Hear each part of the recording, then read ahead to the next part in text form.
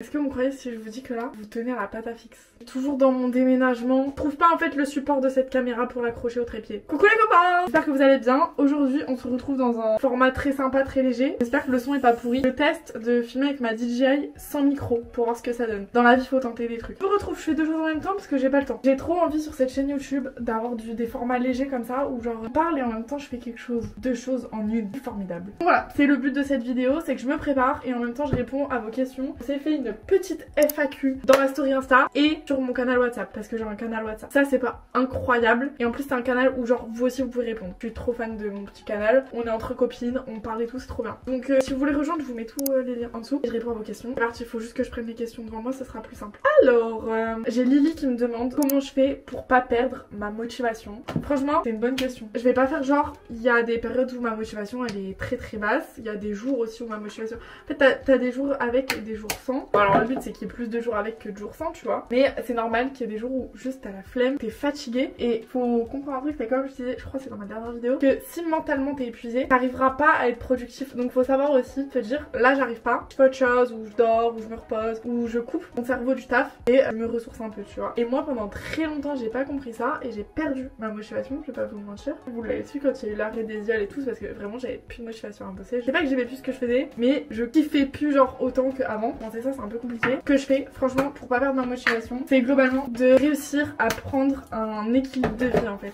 Faut que t'aies un équilibre entre ta vie pro et ta vie perso. Ça j'y reviens après parce que c'est une autre question. Mais faut avoir un bon équilibre de vie, faut aussi faire d'autres choses parce que si t'es tout le temps dans ton taf, genre c'est pas motivant. T'as pas de récompense et tout. Il faut aussi savoir pourquoi tu le fais. Si tu sais pourquoi tu le fais, que t'as des objectifs derrière et en soi des récompenses et tout, à forcément te motiver, tu vois. Ah, je sais l'exemple que je vais prendre. On va prendre l'exemple de Inox. Son objectif c'était de monter l'Everest. Donc forcément, il y a eu des baisses de motivation. Je vais pas parler en son nom, mais c'est pour donner un exemple où on imagine. Forcément, il y a eu des baisses de motivation, mais il savait pourquoi il le faisait et il savait pourquoi il voulait y arriver parce qu'il voulait se surpasser lui-même et il avait vraiment l'objectif d'arriver au bout. Du coup, forcément, quand t'as une raison de le faire, c'est beaucoup plus simple de garder ta motivation que quand je le fais, genre juste allez hop, tu vois. Mais après, je trouve que ce qui est plus important que la motivation, et ça c'est un truc sur lequel je travaille en ce moment parce que je l'ai un peu perdu, pas vous mentir, la discipline. Et en fait, le plus important c'est pas d'être motivé, c'est d'être discipliné et de pas te laisser le choix en fait. Aujourd'hui, ma journée elle est comme ça, comme ça, comme ça, comme ça. Et après, j'ai mon temps où je kiffe, hein, tu vois. Genre, faut pas que ce soit tes journées, ce soit des corvées, sinon, pour avoir de la discipline, tu vas te faire chier. Le but c'est que tu kiffes quand même tes journées, mais tu peux pas kiffer tout ce que tu fais. Des fois, t'as la flemme, mais faut te forcer. Typiquement, tu veux te lever à telle heure, bah faut pas réfléchir. Genre, quand t'es dans ton lit, que la réveil sonne, t'es en mode vas-y, je repousse. Non, la discipline elle te dit, et maintenant que tu te lèves, tu réfléchis pas. Et ça pour un peu tout. Pareil quand je dois faire ma compta, des choses comme ça. Je sais pas si j'ai bien répondu à la question. Donc voilà, j'ai Marine qui me demande comment tu fais pour trouver un équilibre entre vie pro et perso. Ça m'a valu un épisode compliqué parce que il fut un temps, on n'avait pas cet équilibre. Et je sais que c'est très compliqué à trouver. C'est-à-dire que moi, avec ma première vraie entreprise, parce que j'ai eu une partie freelance, et pour moi après il y a eu Eziol qui était vraiment une société, donc un e-commerce où j'avais des salariés, des stocks, des bureaux, etc. Et en fait quand j'ai ouvert cette boîte, j'ai vraiment sacrifié toute ma vie pour cette boîte. J'ai coupé les ponts avec tout le monde, je ne voyais plus personne, je ne sortais plus, je ne faisais plus rien. J'avais plus de vie perso en fait, j'avais juste une vie pro et ça c'est mortel. Je vous en ai déjà parlé dans les précédentes vidéos et je vous invite à voir si vous l'avez pas vu. Genre vraiment c'est le truc pour te balayer. Donc non, je recommande pas l'expérience. C'est pour ça que c'est important d'avoir un équilibre. Et en fait ce qui s'est passé, comment j'ai compris que j'avais besoin d'avoir un équilibre, c'est que globalement pendant, j'ai envie de dire, un bon mois, j'ai limite plus taffé. C'est pas très bien mais j'en avais besoin. J'ai tout coupé et j'ai juste kiffé ma vie. J'ai redécouvert la vie sociale. C'est là que j'ai commencé à partir en voyage, à bouger, à ressortir, à aller boire des verres, à rencontrer des gens et tout et tout. Et genre là j'ai vraiment une révélation de me dire bah putain ça fait du bien. Et genre d'être sociable, ce qui était plus mon cas, on va pas se mentir. D'être sociable, de côtoyer des gens, de rire avec les gens et tout. Genre t'es dans une vibe tu vois. Et la vibe elle est trop bien. Et du coup tu te dis mais en fait j'ai envie de profiter de cette partie là de ma vie plus souvent. Parce que pendant 3 ans j'ai pas eu ça en fait. Et du coup d'où l'importance d'avoir un équilibre de vie entre le pro et le perso. Alors je sais que des fois c'est compliqué parce que quand t'as des urgences pro, la vie perso c'est un peu compliqué. Et inversement tu vois. Mais en fait il faut savoir mettre des limites. Il faut savoir te dire genre je sais pas, admettons là tu vois genre j'ai plein de trucs à faire aujourd'hui. Tu vois j'ai une urgence perso, ou je sais pas j'ai une copine qui a besoin de moi, ou même moi ça va pas, j'ai besoin de me déconnecter. Et bah hop on coupe le taf, on déconnecte un peu et après on revient. Et si on revient pas aujourd'hui on revient demain. C'est réussir, c'est dur mais faut trouver un juste milieu. En fait faut savoir te dire là je coupe parce que j'ai besoin de couper, mais aussi à te dire bon j'ai coupé maintenant je retourne taffer tu vois. Du coup moi ce que j'essaye de faire déjà, bah ce que j'essaye de faire, parce que c'est pas le cas tout le temps, déjà c'est d'avoir mes week-ends off. C'est pas le cas tout le temps parce que des fois il y a des rushs, t'as ta boîte et tout, donc forcément tu peux pas être off tout le temps tous les week-ends, même si peut-être qu'à terme ça viendra. Pour l'instant c'est pas le cas, et je le vis bien parce que j'arrive quand même à avoir un équilibre. Et même s'il y a des soirées que je passe devant l'ordi, pas tous les soirs. C'est-à-dire que dans le meilleur des cas, ma journée commence à 8h et elle finit, allez, à 18h, 19h, tu vois. Et si je pousse, j'essaye de jamais pousser après 22. Et ça peut arriver, tu vois, genre j'ai pas de schéma parfait parce que en fait faut s'adapter au taf, faut s'adapter à la demande, faut s'adapter à plein de trucs quoi. Donc on fait comme on peut. Mais voilà, en fait, je vais avoir une dégaine, pas peur. Y a pas de schéma parfait pour avoir un équilibre de vie. Faut juste savoir aussi, en fait faut t'écouter. Faut s'écouter soi finalement, faut s'écouter. Si t'as besoin d'un temps off, bah prends un temps off. Parce que finalement ça sert à rien, et ça je vous jure que j'en ai fait les frais. Ça sert à rien de t'acharner à te dire faut que je taffe, faut que je taffe. Et tu restes là devant l'ordi parce que faut que tu taffes, mais ton cerveau il arrive pas à taffer, donc t'avances pas en fait. Donc t'as avancé, autant faire un truc que tu kiffes, au moins ça va mieux et après tu reviens taffer efficacement. Ça sert à rien de s'acharner, de rester là en mode ah faut que je taffe donc je reste devant l'ordi. Donc voilà, c'est un peu comme ça que je trouve mon équilibre, et surtout j'essaye d'avoir des moments un peu à moi tous les jours, alors quand je me prépare, et puis de voir les copains, pas tous les jours certes, parce que de base j'étais quand même une casanière à la base. Elle a géchant votre casanière, hein. Ça coûte un petit peu d'avoir une vie sociale, on va pas se mentir, mais c'est fun. Et je vous jure que je suis beaucoup plus productive depuis que j'ai cet équilibre de vie là. C'est trop cool d'avoir une vie sociale, genre vraiment je rencontre des gens, je vous jure c'est trop bizarre. J'ai l'impression que en sortant, ça peut être vraiment dans un bar, je me fais des contacts pour le taf, c'est improbable. Ou tu rencontres des potes de potes, genre tu vas en boîte avec des potes de potes, mais tu rencontres des gens avec qui tu peux te retrouver à taffer. Moi je trouve ça ouf, même d'être sociable, ça a du bénéfice pour ton taf. Parce que moi j'ai toujours grandi, en fait j'avais mon groupe de potes qui est mon noyau, genre c'est la famille. Mes meilleurs potes depuis que je suis une bébé, eux je les ai jamais quittés, c'est vraiment comme mes cousins, mes frères et sœurs. Et après j'avais des groupes de potes du lycée, du collège et tout. Et eux par contre, il me reste plus grand monde, je vais pas vous mentir, parce que, et puis franchement je reproche à personne, hein. S'il y a quelqu'un qui voit cette vidéo, je vous en veux pas les gars. C'est globalement moi qui ai coupé les ponts avec tout le monde quand j'étais dans les yeux. Et revenir vers les gens genre 3 ans après en mode coucou, je sais que j'étais vraiment pas cala pendant 3 ans, mais viens genre on reprend contact, sauf que je suis culottée de faire ça donc je le fais pas. Voilà, après on va pas se mentir que la majorité de ces gens là ne m'ont pas trop soutenue, pour ne pas dire pas du tout. Mais c'est la vie, j'ai envie de dire,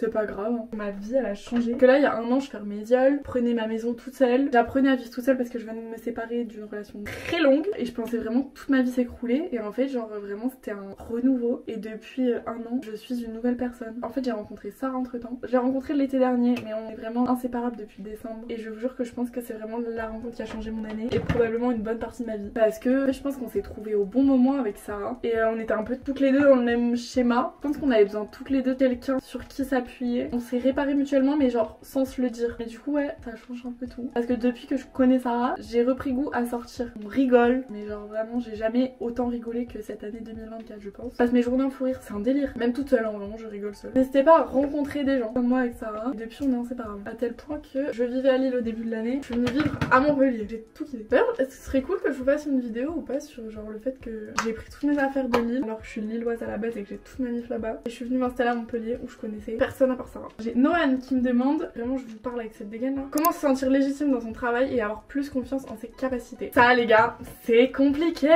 Ça m'a pris beaucoup de temps à se sentir légitime et tout. C'est vraiment genre le plus gros travail que j'ai fait en 2024 sur moi je pense. Là sur la dernière année, parce que fin 2023 c'est déjà un travail que j'ai un peu commencé sur moi. En fait faut croire en ses capacités, ça j'ai envie de dire ça va. Parce que je sais pas comment expliquer, genre vraiment dans ma tête c'est clair, mais je pense que mes paroles vont rien vouloir dire. Mais en gros faut croire en toi, parce que si tu regardes vraiment 1 an ou 2 ans en arrière, je pense que tu t'imaginais pas là où t'es aujourd'hui. Moi du moins c'est grave mon cas. Donc je sais que j'ai les capacités pour faire plein de choses, et surtout quand je vois tout ce que j'ai traversé avec les viols, je me suis limite fait escroquer par un comptable. J'ai eu des galères avec les impôts et les machins et les trucs, l'administration française, les quiproquos et tout, genre bref laisse tomber. J'ai eu des galères à n'en plus pouvoir administratives, des galères avec des services logistiques. Vraiment, vous voyez le sol, je l'ai mangé. Vraiment, j'ai mangé le sol. Mais je me suis relevée. Donc je me dis en soi, je pense que maintenant que j'ai vécu ça, je peux tout vivre. Et même si j'ai d'autres galères où je suis pas prête, j'ai eu les épaules pour me relever une fois, j'aurai les épaules pour me relever une deuxième fois. Même si je chiale et que je suis au bout de ma life, j'y arriverai. Donc les capacités, je trouve ça va. Mais se sentir légitime, c'est un autre point, et ça c'est très compliqué. Parce que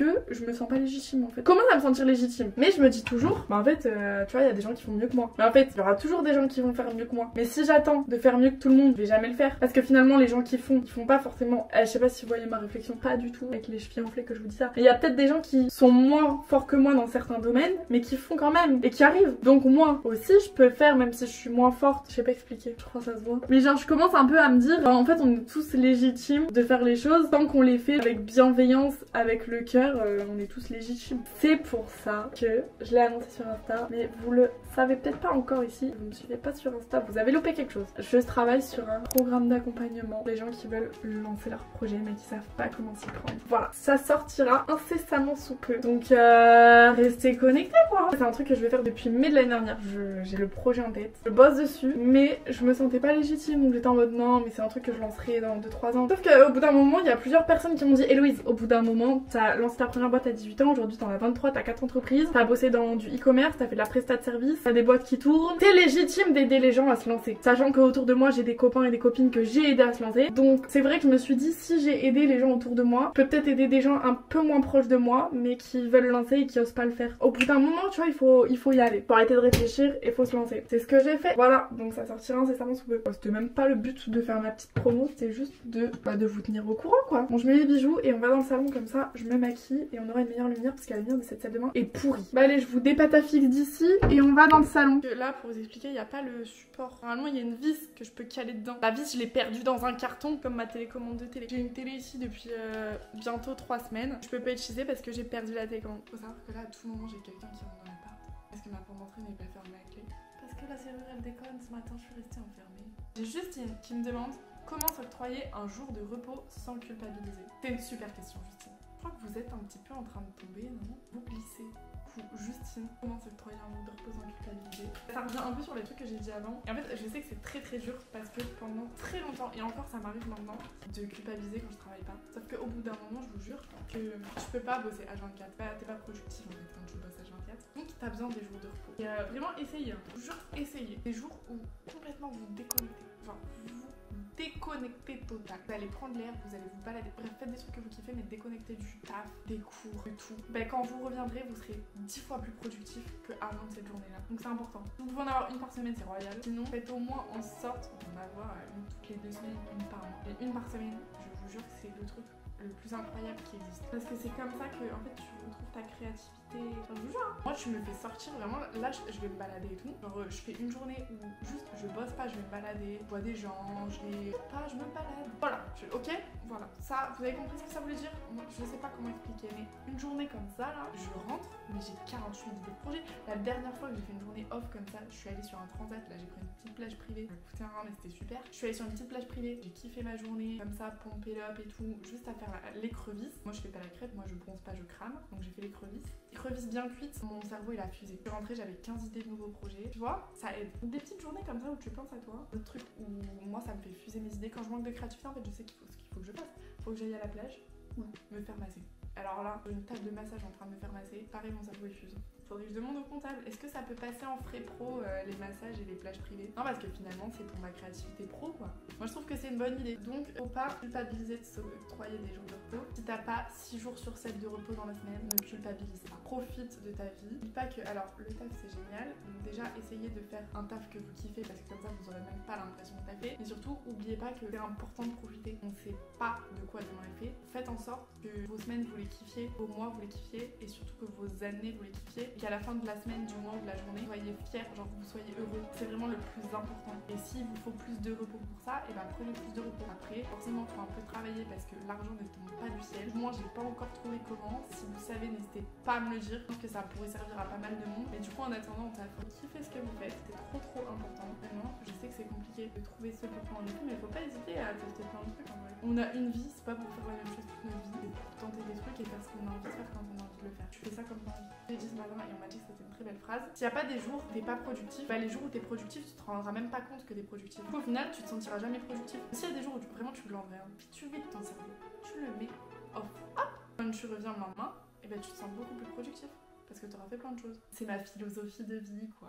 Si vous cherchez un très bon anti-cerne, je vous conseille celui-là. Genre Forever Skin Correct. Alors, il paraît cher, je suis très d'accord. Mais, petit rat que je suis, mon anti-cerne préféré, c'est vraiment lui. Genre, vraiment, il n'y en a pas d'autre. Et avant, j'ai acheté lui, Sephora, parce qu'il est un peu moins cher. Mais en fait, quand tu fais le prorata de la quantité que t'as dans celui-là et que t'as dans celui-là, je crois qu'il y a une différence de genre moins de 5 €. Donc, c'est rentable pour moi. Genre, vraiment, vu le rendu qu'il me fait. Et sachant que je le tiens un an. Cette vidéo part dans tous les sens, mais j'aime beaucoup la vibe. J'ai trop envie sur cette chaîne YouTube. Ce soit un peu notre petit cocon où il y a des exclus que vous voyez pas forcément ailleurs et où vraiment genre passe un peu genre mon journal de bord. Non, je kiffe même mon Insta, mon TikTok et tout. Pour moi c'est vraiment genre des albums souvenirs. Voilà, j'adore documenter ma vie. Mais le rendu de cet anti-cerne est ouf. genre je vous aime. Ton ou tes plus belles rencontres dans le pro? J'ai pas réfléchi à cette question, mais j'aime bien la question. Déjà, des rencontres que je ne peux pas échapper, c'est Elzoï. Connue sous le nom d'Elsa, mais moi je l'appelle Elzoï, c'est plus drôle. Elsa, elle bosse avec moi depuis 2 ans, c'est elle qui est en train de faire le montage de cette vidéo. Enfin, je suis en train de la saucer, mais elle découvre pendant le montage. Elsa, c'est vraiment genre mon bras droit, mon épaule, ma canne. Ça peut paraître méchant, mais non, c'est un délire entre nous. Parce que dans le métro, je me casse la gueule à Paris. Genre, on est canne mutuelle pour se rattraper. En fait, Elsa, elle bosse avec moi depuis 2 ans, c'est sa 3e rentrée avec moi. Et Elsa, elle a un peu grandi avec mes boîtes, quoi. Parce que du coup, au début, je l'ai embauchée pour Esiol, en me disant Elsa, contrat d'1 an. Le précédent recrutement, j'avais un peu des galères. Donc, vous voulez des contrats, vous voulez un contrat d'1 an en alternance. Elsa, elle a tout de suite été genre, très polyvalente avec moi. Que du coup, de base, pour Esiol, elle devait venir pour juste gérer la com, mais elle a fait bien plus que ça. Elle a aussi géré des logistiques, préparation de commandes, SAV, etc. Et en fait, avec Elsa, on se complète énormément. C'est-à-dire qu'elle adore faire ce que je déteste et inversement. Et alors, ça, mais je vous jure, quand vous travaillez H24, genre quand vous travaillez en binôme, c'est magique d'avoir quelqu'un qui aime faire ce que vous aimez pas et inversement. C'est trop pratique. J'adore faire ce qu'elle aime pas et c'est génial parce qu'imaginez quand genre, vous travaillez avec quelqu'un et que vous aimez les mêmes choses et que vous détestez les mêmes choses. En mode, qui prend ce truc chiant? Là, on est vraiment en mode, ok, moi je m'en occupe, t'inquiète, j'adore. C'est génial. Voilà, elle a tout de suite été très polyvalente. On s'entend très bien et on travaille très bien ensemble aussi parce que finalement c'est le but. Et je réponds à la question parce qu'on me la pose souvent. Elsa, ce n'était pas une copine à la base, je l'ai recrutée sur LinkedIn. Mes recrutements, je les ai fait sur LinkedIn. Donc non, je la connaissais pas du tout. Et en fait, Elsa, elle s'adapte beaucoup et elle sort de sa zone de confort. Genre, je me souviens quand elle est arrivée, elle était tellement pas à l'aise avec le format vidéo, elle était pas à l'aise du tout parler et tout. Comment dire que maintenant c'est elle qui gère la majorité des vidéos, elle savait pas faire un montage, c'est elle qui est en train de monter cette vidéo et tout. Donc, elle sort de sa zone de confort et elle veut apprendre et elle apprend, etc. et elle évolue, tu vois. Et je trouve ça génial, les gens comme ça. Et du coup, quand j'ai arrêté Esiol, la question se posait, qu'est-ce que je fais d'Elsa? Parce que moi je peux pas travailler sans Elsa. Quand je prends l'habitude, quand tu travailles seule et que tu as enfin trouvé ton binôme avec qui ça match et avec qui tu travailles bien, qui te rend plus productive et qui t'accompagne vraiment dans tous tes projets, parce que pour le coup, elle bossait sur tous les projets avec moi. Je faisais pas les trucs dans mon coin en mode bah du coup pour ce projet là faut que tu fasses ça. J'étais en mode regarde, j'ai ce projet là, t'en penses quoi et tout. Bah s'en séparer, mon dieu, quelle horreur. Quelle horreur. Donc je lui ai annoncé que j'arrêtais Esiol. Je lui ai dit tu veux rester quand même avec moi, regarde mon autre boîte. Elle m'a dit oui. Alors, du coup là on est parti, donc elle a déjà fait 2 ans avec moi et là elle refait 2 ans avec moi sur les pages. Et donc voilà, forcément Elsa, une des meilleures rencontres pro, évidemment que oui, en fait c'est logique. Et je pense que la deuxième meilleure rencontre pro c'est Clément. Clément Corset, vous ne le connaissez pas. Comment saucer Clément sans qu'il prenne trop la confiance? Non, je rigole. Mais Clément, en gros, on s'est rencontrés, mais genre par pur hasard. Mais en fait, moi, toutes les rencontres que je fais, elles sont prochaines. Moi, je devrais faire une vidéo sur mes rencontres les plus insolites. Mais en gros, Clément, c'est un entrepreneur de Lille et c'est aussi le plus jeune entrepreneur de France, si je dis pas de bêtises. Parce qu'il a monté sa première boîte à 16 ans. Et en fait, je sais plus pourquoi j'étais tombée sur lui. Je sais plus c'était quoi la vibe, mais bref, je l'avais follow sur Insta, TikTok, je crois, et il m'avait follow back. Bref, il y avait eu un truc comme ça, genre on s'était follow. Et un jour, je réponds à une story pour lui poser une question. Et il me répond et il me dit, mais toi d'ailleurs, travaille pas dans les réseaux sociaux et tout parce que je cherche quelqu'un par rapport à ça. Je dis bah bien sûr que si, c'est vraiment mon taf, donc parlons-en. Et du coup on s'est vu, on a fait un rendez-vous, on s'est vu. Et genre je sais pas, nos profils ont trop matché. Et depuis genre on a plein de projets ensemble et tout. On a eu un gros projet qu'on a arrêté parce que c'était pas à 100% de nos capacités. Je vais pas dire le projet parce que lui c'est un projet qu'il a toujours et sur lequel il bosse. Mais on avait eu un gros projet ensemble sur lequel on a bossé pendant des mois et des mois. Sauf qu'en fait on l'a préparé et en fait on n'était pas 100% convaincus de notre taf. Et faut savoir que nous on est un peu des maniaques, genre si ça nous plaît pas à 100% on le fait pas. Du coup on a tout arrêté, on devait le relancer. Chose on fait que bref on a tous les deux un projet différent. Bref voilà. On est encore tout le temps en contact, je l'ai eu hier soir au téléphone, on a d'autres projets en commun ensemble. Et je sais pas, en fait pareil, ça match trop bien, genre on s'entend super bien. Et je l'adore Clément, vraiment, genre professionnellement et même personnellement, genre il est tellement bienveillant. Et c'est très dur de trouver des gens dans le pro qui sont réellement bienveillants et qui sont pas là par intérêt. C'est un autre sujet. Voilà, et Clément fait partie de ces gens vraiment, genre il est solaire. Je vous jure, tu passes une journée avec Clément, t'as le sourire toute la journée et tu repars de ta journée, t'as envie de faire 45 000 projets en plus. Genre il est motivant, il est solaire et les gens comme ça je les adore. Moi aussi je veux être quelqu'un de solaire comme ça, vraiment c'est un truc sur lequel je travaille. J'ai envie que quand les gens me voient ils ont envie de sourire. Voilà, comme Clément. Comme moi quand je vois Clément, je le vois et j'ai envie de sourire. Voilà, je dirais que c'est eux mes meilleures rencontres pro. Prenez pas trop la confiance. Dans mes meilleures rencontres pro, je mettrais par exemple pas du tout ma banquière qui me doit une réponse depuis le 22 décembre. Oh je suis trop contente de payer des frais bancaires pour ça. Hein. Vous savez ce qui manque à ma vie en ce moment? Me faire épiler les sourcils chez lui. Parce que vraiment genre j'avais une autre gueule quand c'était utilisé. Même si je l'ai fait maintenant, moi c'est pas aussi bien que. J'ai une sale gueule quand je mets le mascara, faites genre vous voyez pas, ok? Par où commencer quand on veut se lancer en entreprise, créer sa propre entreprise? Bah en fait c'est vraiment la question que je pense tout le monde se pose et c'est pour ça qu'il y a plein de gens qui n'osent pas se lancer parce qu'ils ne savent pas par où commencer. Est-ce que je me trompe? Ça c'est une vraie question et j'aimerais trop genre vraiment ça me ferait plaisir que vous me disiez. Genre c'est quoi, pourquoi vous vous lancez pas. J'avais fait un sondage sur Insta et j'avais trouvé les réponses trop intéressantes parce qu'en fait finalement ouais la majorité des gens c'est en mode je sais pas par où commencer, je sais pas comment m'y prendre, je sais pas à qui demander de l'aide, etc.